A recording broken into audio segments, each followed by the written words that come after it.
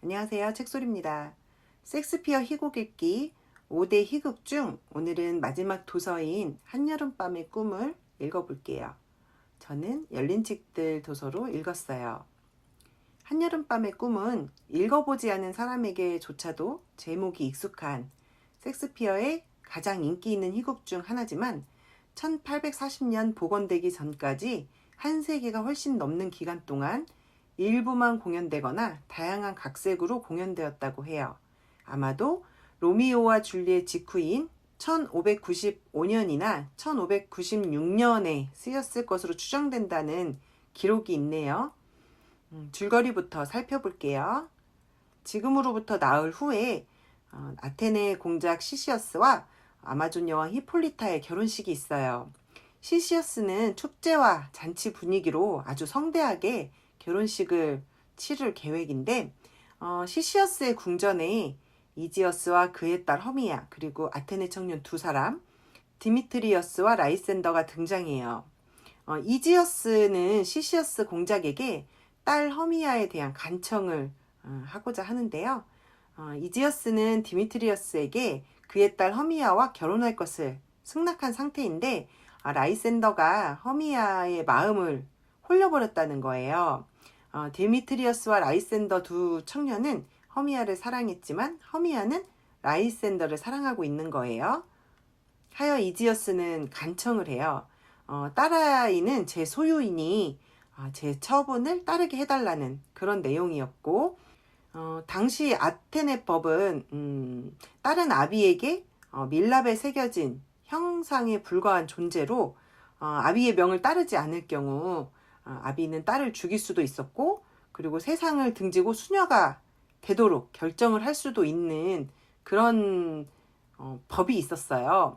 따라서 허미야는 디미트리어스에게 가든지 아니면 죽음을 당하게 될 것이고 이 아테네 법대로 수행할 것을 미리 시시어스 공작에게 허락을 받는 그런 내용으로 이지어스가 찾아온 거죠. 시시어스는 허미야를 설득했지만 허미야는 이미 라이센더를 사랑하고 있었기 때문에 흔들리지 않았어요.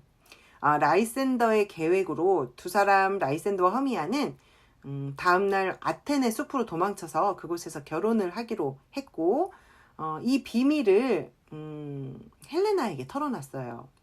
헬레나라는 여인은 허미야의 절친이기도 하고 원래는 디미트리어스의 약혼자이기도 했어요. 디미트리어스는 헬레나를 사랑했었는데 헬레나와 함께 있는 허미야를 보고 첫눈에 반해버려서 헬레나를 버리고 그때부터 허미야를 사랑해왔던 그런 청년이었어요. 헬레나는 어떻게든 이 사실을 디미트리어스에게 알려서 디미트리어스로 하여금 이 비밀을 말해준 헬레나에게 감사한 마음을 갖도록 하고자 디미트리어스에게 그 사람들의 도주 계획을 알려줬어요. 한편 아테네 도심의 공터에는 촌뜨기 장인 보턴과 그 일파들이 모여서 시시어스의 결혼식이 있는 날 공연할 작품의 배역을 정하고 있었어요. 이들은 배역을 정하고 다음날 아테네 숲에 모여서 모두 각자의 배역에 맞는 연습을 하기로 하고 헤어졌어요. 라이센더와 허미야가 도망친 숲이자 보텀 일파가 모여서 연극 연습을 하기로 한 이 아테네 숲은 요정들의 왕 오버론과 여왕 티타니아가 서로 피해 다니면서 싸우는 공간이기도 했어요. 티타니아에게는 몸종인 여사제가 있었는데 이 여사제가 아이를 낳다가 죽게 되면서 그녀가 낳은 인도 소년을 그 여사제에 대한 의리, 신이 뭐 이런 의미로 데리고 있었는데 오버론이 이 인도 소년을 자신의 시동으로 삼고 싶어서 계속해서 그 아이를 내어줄 것을 요구했고 티타니아는 절대 내어줄 수 없다면서 오버론의 말을 무시하고 있는 상황이었는데 오버론은 어떤 수를 써서라도 그 인도 소년을 빼앗아야 되겠다고 생각했어요. 그래서 오버론은 묘약집을 만들어요. 이 묘약집은 사랑의 묘약집으로 잠든 자의 눈꺼풀에 바르고 그 사람이 눈을 떴을 때 가장 처음 본 사람이든 동물이든 식물이든 그 무엇을 사랑하게 만드는 그런 묘약집이었어요. 이 즙을 잠들어 있는 티타니아의 눈꺼풀에 바르면 잠에서 깨어난 티타니아가 눈을 떴을 때 처음 보게 되는 그 무엇인가 또는 그 누군가에게 사랑에 빠지겠죠. 티타니아가 이렇게 사랑에 빠져 혼수 상태일 때 아무 저항 없이 소년을 자신에게 내어줄 것이다 라고 오버론은 생각했던 거예요. 한편 숲으로 도망친 라이센더와 허미야는 도주하느라 너무 피곤했어요. 그래서 두 사람은 피로를 풀기 위해 잠을 청하고, 오버론은 다투고 있는 또 한 쌍의 그 아테네 청년들을 발견해요. 디미트리어스와 헬레나인데, 헬레나를 밀어내느라 아주 모진 말을 일삼는 디미트리어스와 그럼에도 사랑을 갈구하는 헬레나의 모습을 보면서 오버론은 헬레나가 좀 가여웠던 것 같아요. 그래서 디미트리어스의 눈꺼풀에도 사랑의 묘약즙을 발라서 가엾은 헬레나를 도와주고 싶었을 것 같아요. 그래서 오버론은 정령인 요정 퍽에게 묘약즙을 주면서 티타니아의 눈꺼풀과 아테네 숲에 있는 아테네 복장을 한 청년을 찾아서 눈꺼풀에 이 즙을 발라라 라고 명을 내렸는데, 퍽은 티타니아의 눈에 묘약즙을 바르고 그리고 아테네 복장을 한 청년을 찾다가 잠들어 있는 라이센더를 발견하고 라이센더의 눈꺼풀에 그 묘약즙을 발랐어요. 디미트리어스와 다투다 진이 빠진 헬레나는 쉴 곳을 찾아 헤매다 잠들어 있는 라이센더를 발견했고, 라이센더가 하필이면 그때 눈을 떠서 헬레나를 보게 되면서 그 묘약즙의 효능대로 헬레나에게 갑자기 사랑을 고백하기 시작해요. 헬레나는 많이 당황했죠. 이 사람이 미쳤나? 나를 놀리나? 이렇게 생각을 했을 거예요. 이를 지켜보던 오버론은 퍽이 실수했다는 것을 깨닫고 대노하면서 디미트리어스의 눈에 사랑의 묘약즙을 발라요. 황당한 라이센더의 고백을 받은 헬레나는 다시 방황을 하고 디미트리어스가 있는 곳에 오게 되었는데, 디미트리어스 역시 눈을 뜨면서 헬레나를 보고 사랑을 고백하게 돼요. 갑자기 두 사람에게 고백을 받은 헬레나는 너무나 기분이 나빴어요. 허미야를 사랑해서 이곳 숲까지 도망을 한 라이센더가 고백을 하질 않나, 방금 전까지 모진 말로 자신을 밀어내던 디미트리어스가 갑자기 고백을 하질 않나, 완전 오마이 갓이에요. 그뿐이면 너무 좋았을 텐데, 잠에서 깨어난 허미야가 사라진 라이센더를 찾아 헤매다 헬레나에게 고백하고 있는 그 라이센더를 발견하면서 헬레나가 라이센더에게 분명 꼬리를 쳤을 거라고 하면서 헬레나를 의심을 하기 시작해요.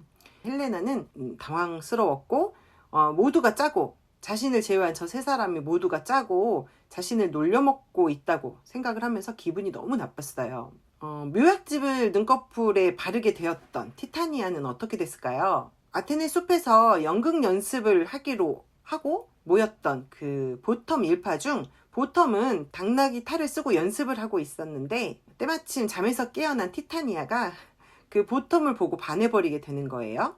그렇게 혼수 상태에 빠진 티타니아에게서 그 인도 소년을 가로챈 오버론은 이제 모든 것을 제자리에 돌려놓고자 했어요.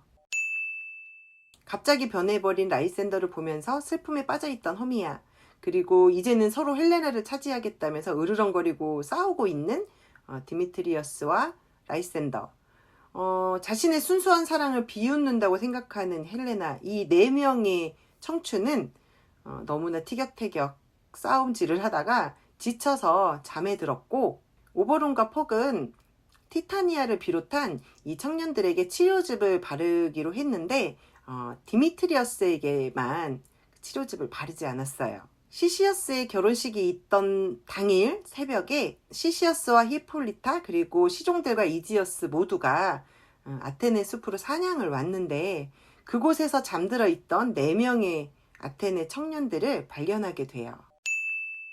시시어스는 자신의 결혼을 축하하고 응원하기 위해 이 4사람이 미리 숲에 와 있다고 생각했어요.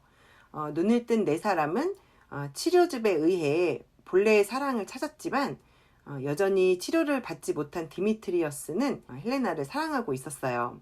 이렇게 두 커플이 사랑으로 맺어지고 이제는 헬레나를 사랑하는 디미트리어스를 보면서 이지어스 역시 디미트리어스와 자신의 딸 허미야가 결혼할 수 있다, 결혼을 시키겠다라는 희망을 내려놓게 되었어요. 잠에서 깨어난 티타니아는 열렬히 사랑하여 떠받들던 보텀에 대한 지극한 마음을 환시로 착각했다고 생각을 하게 되었고, 그 아름다운 티타니아에게 극진한 대접을 받고 이보다 더 훌륭한, 이보다 더 황홀한 사랑은 다신 없을 것이라고 생각했던 보텀 역시 이 짧았던 한여름밤의 달콤한 환시를 꿈이라 생각하게 되었어요. 이 작품은 희극이잖아요. 모두가 해피한 가운데 이야기가 끝이 나요. 이 작품 역시도 큰 반전은 없었어요. 뭐 반전은커녕 이야기가 살짝 시시하다고 느껴지기도 했는데, 이 작품의 제목인 한여름밤의 꿈을 꾸게 되는 장소인 아테네 숲은 모든 사건이 시작되고 해결되는 장소예요. 누군가에게는 사랑을 이루기 위해 도망친 행복한 장소였고, 누군가에는 이를 방해하기 위해 떠난 장소였으며, 누군가에게는 자신의 역할을 배역을 연습하기 위해서 모였던 장소이고, 누군가에게는 전쟁처럼 싸우는 장소이기도 하고, 누군가에게는 사냥터이기도 한, 공통적으로는 모두가 꿈을 꾸게 되는 공간이었다는 그런 공통점이 있죠. 꿈이라는 건 역시 등장인물마다 다르게 여겨졌어요. 누군가에게는 사랑이었고, 누군가에게는 악몽이었고, 누군가에게는 환시였고, 누군가에게는 자신의 욕망을 이루기 위한 수단이었을 거예요. 이 작품을 통해서 당시의 가부장적 아테네 법에 대한 강압적 규제에 대해서 좀 알 수 있었던 것 같고, 그리고 또 하나는 우리가 아는 요정은 선량하고 바르고 옳은 일을 하는 존재라고 생각을 했었는데, 오버론이나 퍽을 보니까 꼭 그렇지만은 않았다라는 점도 발견을 했던 것 같아요.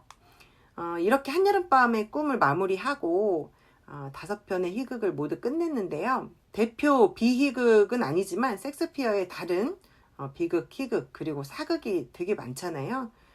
이런 것들을 좀 더 작품을 읽고 영상을 남겨보도록 하겠습니다. 들어주셔서 감사해요.